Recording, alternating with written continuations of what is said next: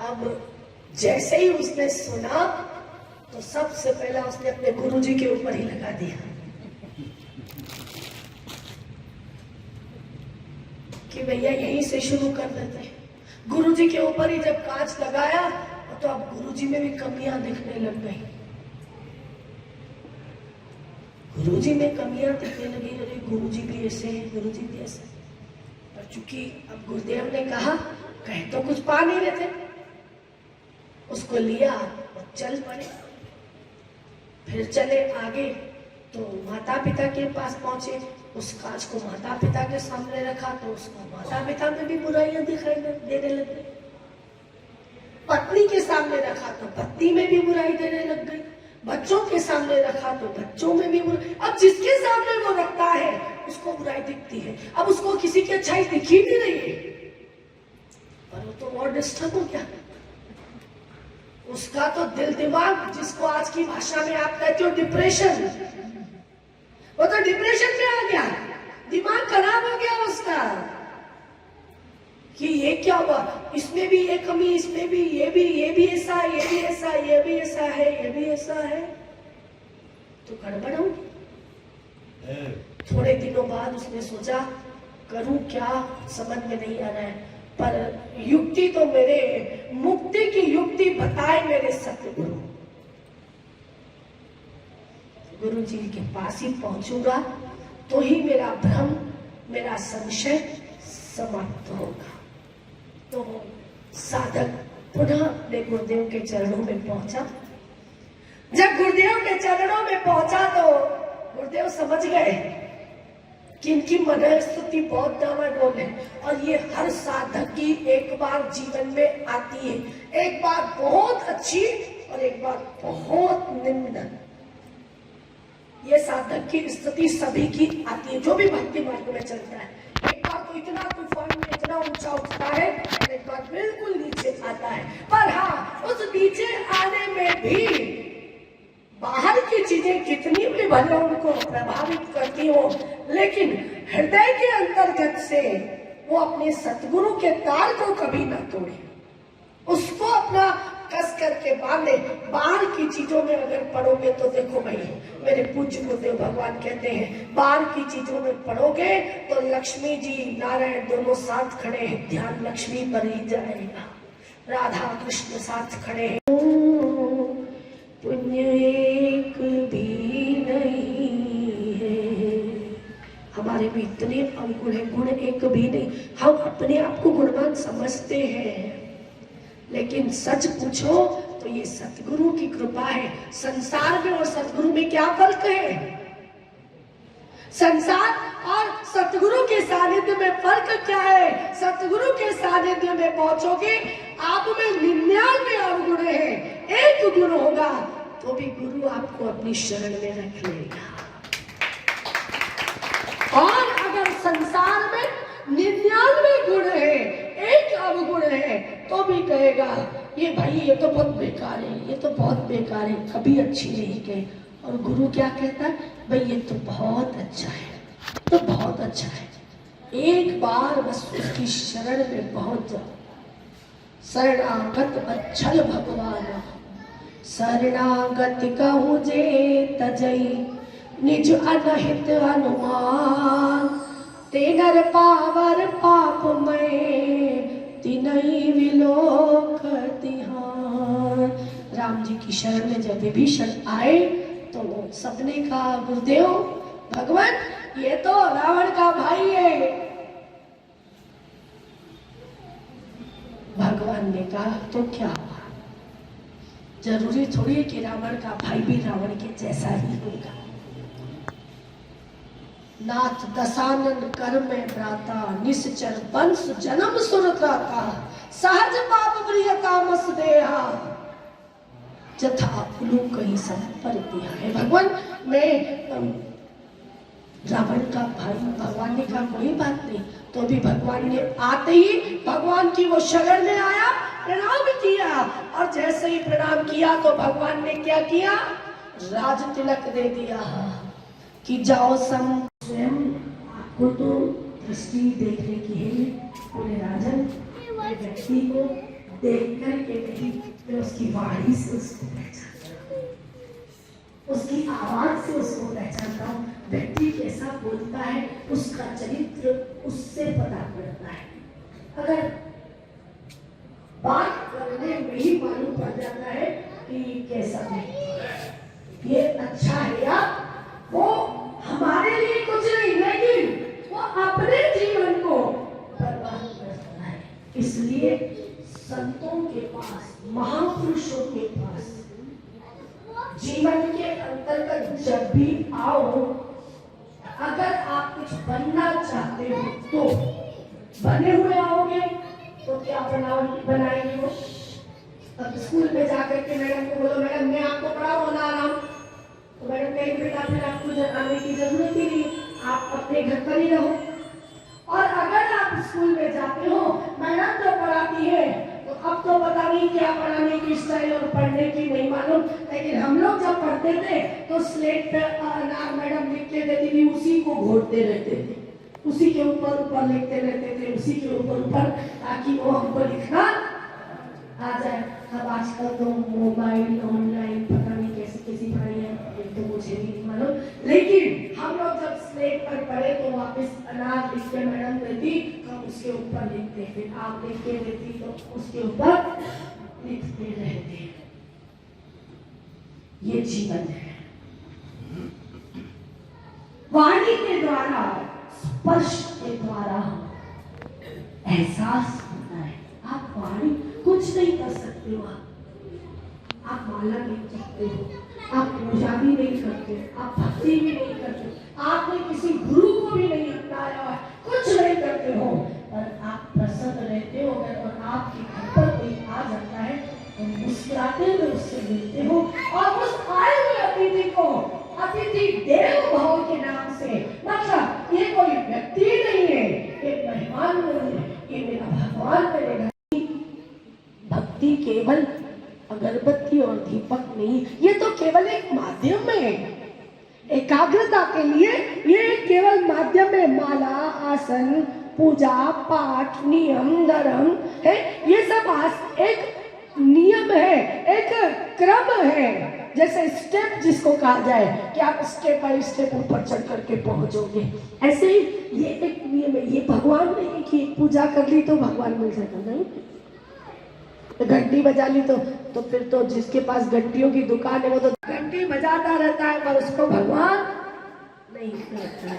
कहने का मतलब जीवन के अंतर्गत मैं बंद करी थी बागों की, सतगुरु ने आज खिलाया। आज जो हम हैं ये हम नहीं है, ये उसकी कृपा है, ये उसका प्यार है, ये उसका आशीर्वाद है, उसकी कृपा से हमारा जीवन चल रहा है। इसलिए उसकी कृपा प्राप्त करना है। और ज्यादा एक निर्णय है, कोई कुछ भी कहे मुझे कोई फर्क पड़ने वाला, हम तो आएंगे आएंगे तेरे दर पे, हमेशा आएंगे, पाएंगे पाएंगे तेरे दर से मुरादे पाए।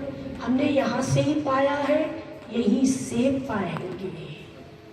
गुरु कोई शरीर नहीं है, गुरु कोई एक रूप नहीं है, और गुरु कोई घट नहीं है जिसको आप बांध देंगे।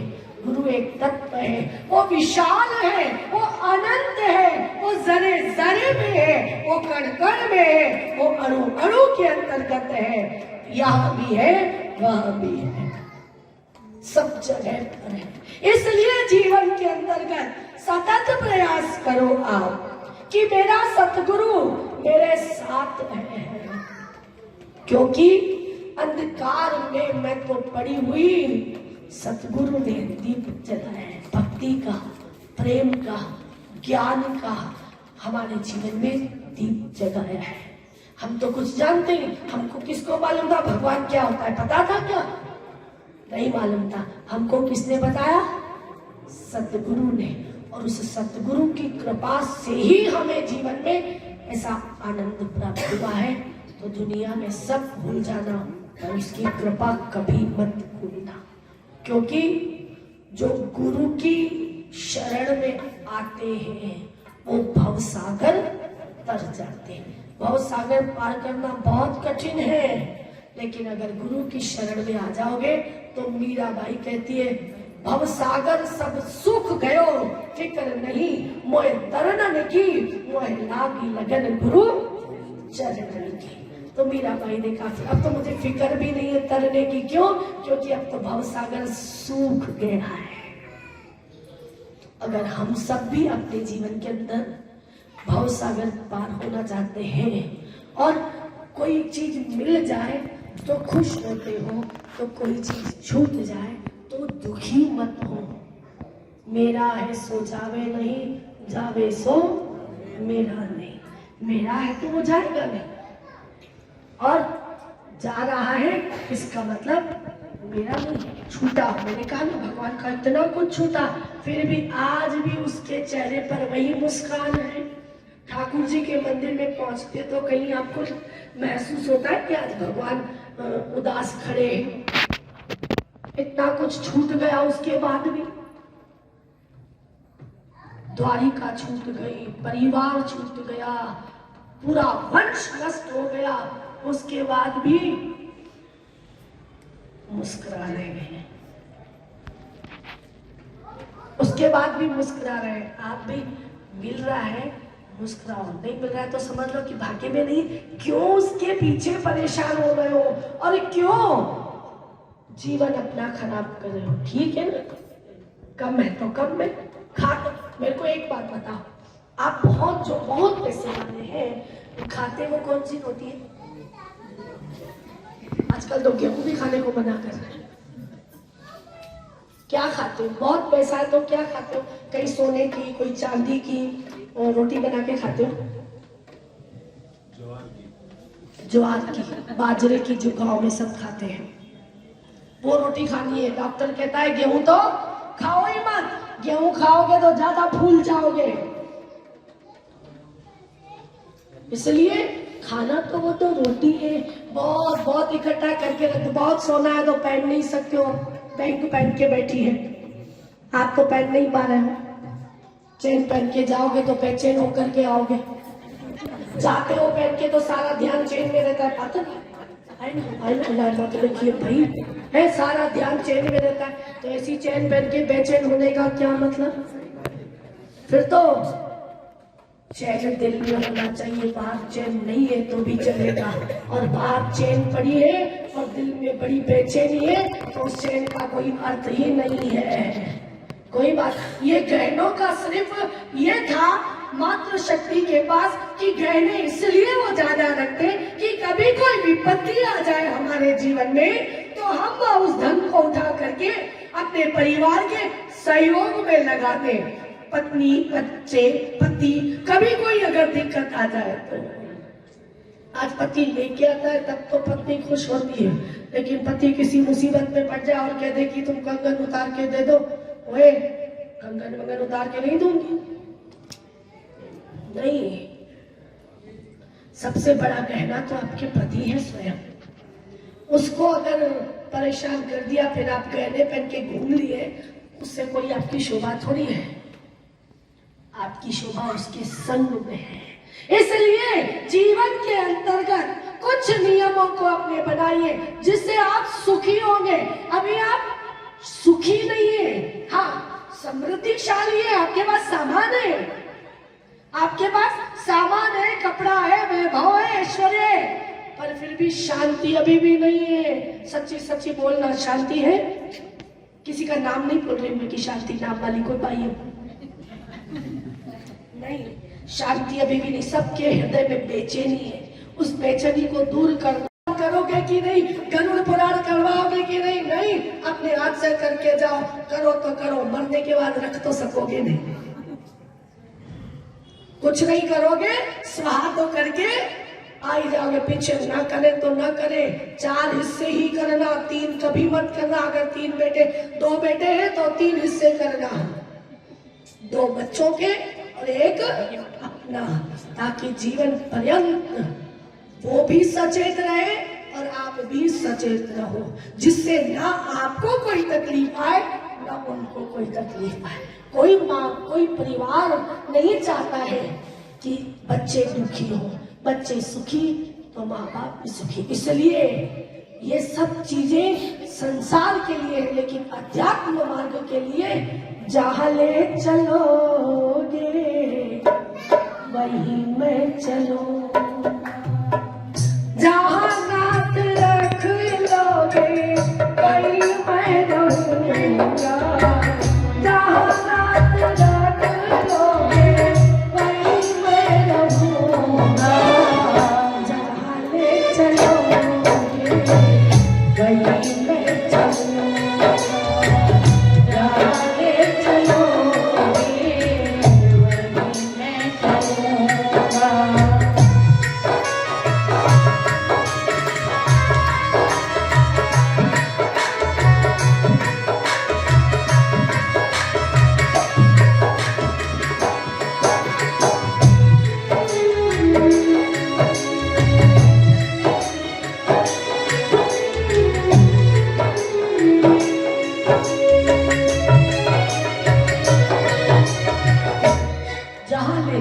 ऐसी परिस्थिति बना दो मन की। भक्ति मार्ग के अंतर्गत सब कुछ गुरु चरणों में समर्पित करके जहां ले चलोगे।